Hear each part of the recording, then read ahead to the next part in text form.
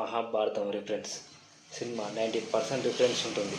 అలాగే RRR చూస్తే రాముని కథలాగా ఉంటుంది. సో అందుకే ఈసారి గరుడ అనే టైటిల్ పరిశీలిస్తున్నారు. ఈ నవంబర్లో SSMB 29 సంబంధించి ప్రపంచాన్ని విడుదల చేయబోతున్నారు. ఇందులో Mahesh Babu, Priyanka Chopra, Prithviraj Sukumaran, direction SS Rajamouli. So ఈ సినిమా భారీ బడ్జెట్ దాదాపు 800 కోట్లతో తెరకెక్కుతుంది. ఈ సినిమాని 2027లో రిలీజ్ చేస్తామనుకుంటున్నారు.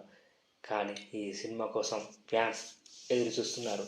అదే SSMB 29 గ్లిమ్స్.